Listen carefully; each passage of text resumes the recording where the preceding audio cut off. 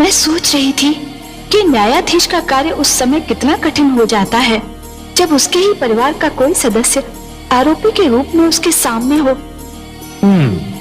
आपकी चिंता स्वाभाविक है, परंतु यही तो वो घड़ी भी होती है महादेवी, जब ये पता चलता है कि न्यायाधीश की न्याय और न्याय प्रणाली पर कितनी आस्था और अटूट विश्वास है। वो न्याय को जीवन और सभ्यता का एक अटूट अंग मानता है या फिर आए दिन होने वाली साधारण घटना। वो कुछ भी माने कमल नयन, किंतु जिस स्थिति में मेरा पुत्र प्रहलाद है उसमें कोई भी हो, उसका असमंजस में पड़ जाना स्वाभाविक है। इसीलिए मैं सोचता हूँ कि किसी व्यक्ति के न्यायाधीश बनने के लिए उसके दो रूप होने चाहिए। दो रूप? ये क्या कह रहे हैं आप कमल नयन? दो रूप रखना तो किसी भी व्यक्ति का अवगुण है। वो व्यक्ति ही क्या जो भीतर से कुछ हो और बाहर से कुछ और दिखाई दे। आपकी बात सर्वथा सत्य है महादेवी, सर्वथा सत्य है, परंतु जीवन की कुछ स्थितियों में इस अवगुण को अपनाना भी अनिवार्य होता है, और एक न्यायाधीश के लिए तो अत्यंत अनिवार्य। आप तो पहेलियां बुझाने लगे कमल नयन। कोई पहेली नहीं है महादेवी। न्यायाधीश के न्याय के आसन पर बैठने से पहले और न्यायासन पर बैठने के उपरांत दो रूप होने आवश्यक है।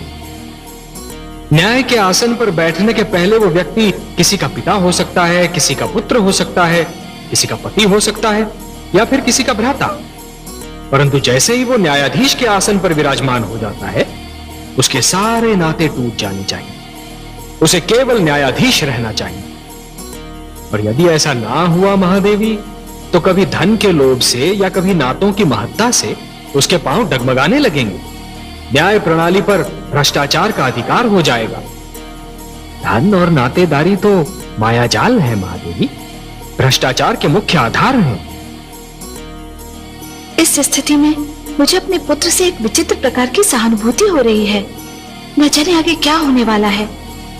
महादेवी, जिस प्रकार जुगनू के अस्तित्व का आभास तभी होता है जब चहुओर अंधकार छाया रहता है, उसी प्रकार किसी भी व्यक्ति के चरित्र का प्रकाश तभी दिखाई देने लगता है जब वो परीक्षा की घड़ियों में घिरा रहता है। हे माता राजराजेश्वरी, आप दोनों यहाँ, यह मेरा सौभाग्य नहीं तो और क्या है। हम तुम्हें तुम्हारे निर्णय पर बधाई देने आए हैं। माते, मेरे किस निर्णय पर प्रसन्न होकर आप दोनों मुझे दर्शन देने यहाँ आए? पुत्र प्रहलाद, तुमने जो निर्णय किया वो कोई साधारण कार्य नहीं था पुत्र। हे प्रभु, मैंने तो केवल आपके बनाए गए नियमों का पालन किया है। निस्संदेह पुत्र, निस्संदेह, परंतु फिर भी वो कार्य इतना सरल नहीं था। शालीनता का पूर्ण पालन करने के उपरांत भी तुमने अपने ही पुत्र विरोचन को सुधनवा से अधिक श्रेष्ठ नहीं ठहराया। दोनों की श्रेष्ठता में बहुत सूक्ष्म रेखा थी पुत्र।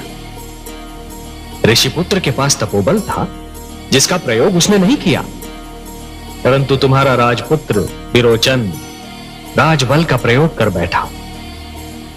हे प्रहलाद, यह निर्णय करने में तुम्हें अपनी ही माता कयाधु की सारी स्नेह सरिता को भूलना पड़ा होगा, महारानी धृति की सारी याचनाओं को ठुकराना पड़ा होगा, अपने ही पिता होने की भावना को कुचलना पड़ा होगा। हे पद्मनाभ, यही तो राजा का धर्म है। अवश्य पुत्र, अवश्य। अब तक तुम केवल एक भक्त थे, अब धर्मात्मा भी बन गए। यह सारा संसार तुम्हें एक महामानव के रूप में स्मरण करेगा। मांगो पुत्र, मांगो, तुम्हारी जो इच्छा हो मांगो। बस अब और क्या इच्छा होगी। नदी अपनी यात्रा समाप्त कर सागर तक आ पहुंची है और आप उसे वापस मोड़ना चाहते हैं।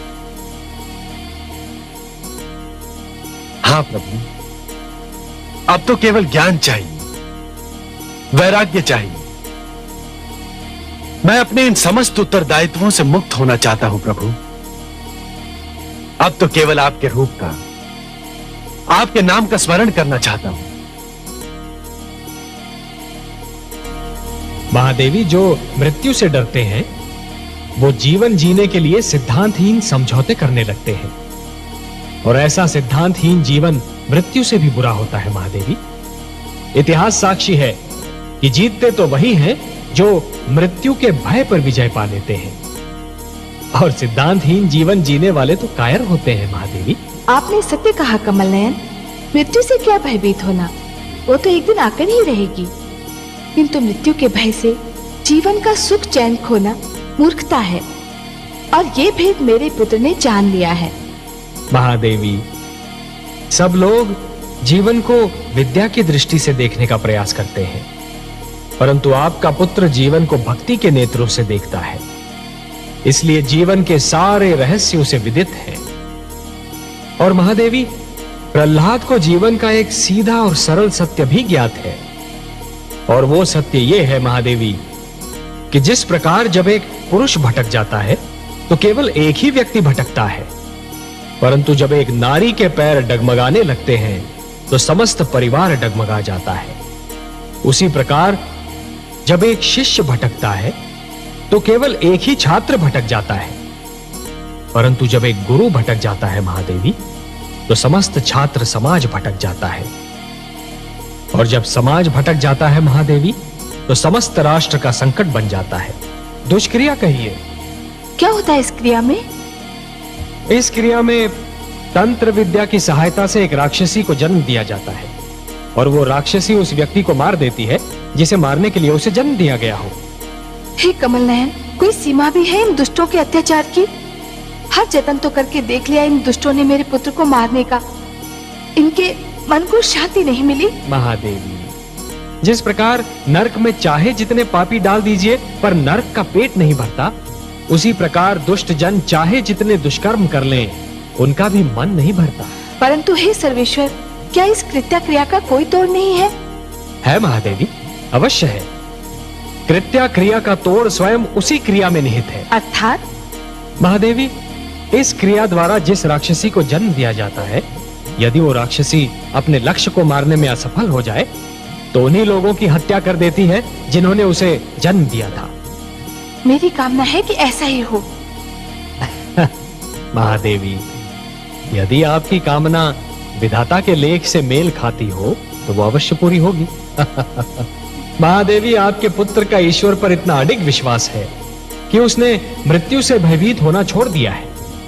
वो जानता है, ज्ञात है, और वो सत्य ये है महादेवी कि जिस प्रकार जब एक पुरुष भटक जाता है तो केवल एक ही व्यक्ति भटकता है, परंतु जब एक नारी के पैर डगमगाने लगते हैं तो समस्त परिवार डगमगा जाता है।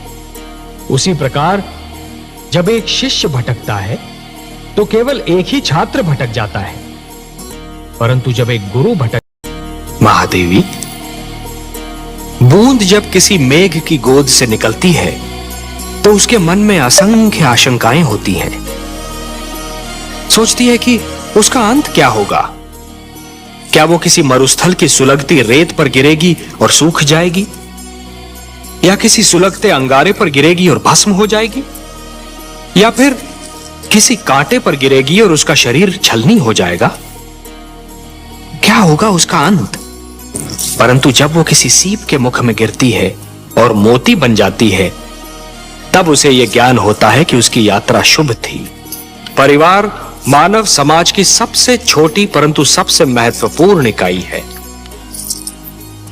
हमने पृथ्वी पर रहने वालों के लिए कुछ नियम दिए हैं, और उनके अनुसार एक पिता परिवार का स्वामी होता है।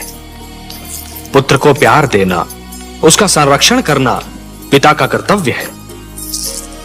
एक पिता ब्रह्मा भी होता है और विष्णु भी। वो जन्म भी देता है और पुत्र का पालन पोषण भी करता है। देवी, संघर्ष का संबंध आयु से नहीं, इच्छा शक्ति और मन की लगन से होता है। भड़कती हुई ज्वाला पहले छोटी सी चिंगारी ही होती है। माना कि ध्रुव सर्वस्व त्याग कर मेरा दर्शनाभिलाषी है देवी, परंतु जो मेरे साधारण भक्त हैं उनका भी तो मुझ पर अधिकार है। आप तो जानती हैं देवी कि जो भी सच्चे मन से मुझे पुकारे मैं उसी का हो जाता हूं। तो फिर यह कैसे संभव है देवी कि मैं अपने असंख्य भक्तों को भूलकर केवल एक बालक को कृतार्थ करूं? देवी, सूर्य अपना प्रकाश बांटते समय राजा के महल और दीन की कुटिया में अंतर नहीं करता। वर्षा का बादल मधुवन पर बरसता है तो मरुस्थल की प्यास भी बुझाता है। तो फिर यह कैसे संभव है देवी कि मैं अपने भक्तों में पक्षपात करूं?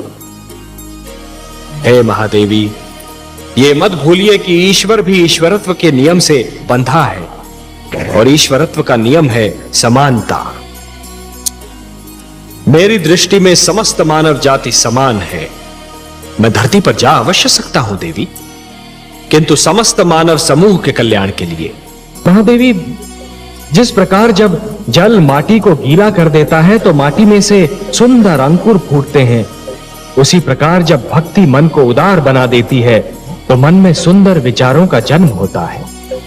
जिस प्रकार वर्षा फूल पर जमी हुई धूल को धोकर फूल को स्वच्छ और निर्मल बना देती है, उसी प्रकार जब श्रद्धा मन को छूती है तो मन को पवित्र और उज्जवल बना देती है।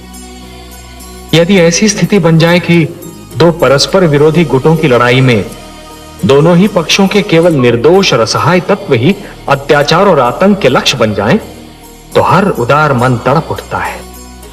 जिस प्रकार दीपक जिस अंधकार को मिटाता है वो अंधकार उसी के नीचे जा छुपता है, उसी प्रकार कभी कभी सत्य को असत्य के नीचे और पुण्य को पाप के नीचे ही शरण मिलती है। एक पापी सत्य को संसार से मिटाने की धुन में यह भूल जाता है कि सत्य तो वहां भी पल सकता है जहां कभी उसने सोचा ही न था। जिस प्रकार चरित्र की हानि धन की हानि से अधिक बड़ी दुर्घटना होती है, उसी प्रकार देवत्व का अपमान देवताओं के अपमान से अधिक बड़ी दुर्घटना है। महादेवी, दो पक्षों में संधि का टूटना एक श्रृंखला के टूटने के समान होता है। एक कड़ी टूट जाती है तो कड़ी पर कड़ी टूटने लगती है। महादेवी, मोती जिस डोर में पिरोए हुए होते हैं, यदि वो डोर ही टूट जाए तो सारे के सारे मोती भूमि पर बिखर जाते हैं। और इन बिखरे हुए मोतियों को दोबारा समेटना और फिर से उसी डोर में पिरोना यह सरल कार्य नहीं होता महादेवी। जानती हूँ कमल नयन, बसी बसाई नगरी को उजाड़ना सरल कार्य होता है, उसी नगरी को फिर से बसाना बहुत कठिन होता है। वर्ष और पीढ़ियां बीत जाती हैं उसे बसाने में। सत्य कहा महादेवी, समझौते का तोड़ना सदैव शत्रुता को जन्म देता है और शत्रुता एक ऐसा विषैला पौधा है जिस पर केवल द्वेष के पुष्प और संदेह के कांटे ही उगते हैं। और ये द्वेष और संदेह कई पीढ़ियों तक अपना रंग दिखाते रहते हैं। पर यह जान लीजिए कि सृष्टि की हर वस्तु किसी न किसी सीमा में बंधी हुई है। इच्छा हो, ईर्ष्या हो, क्रोध हो, कोई भी भावना हो, उसकी अपनी सीमा होती है।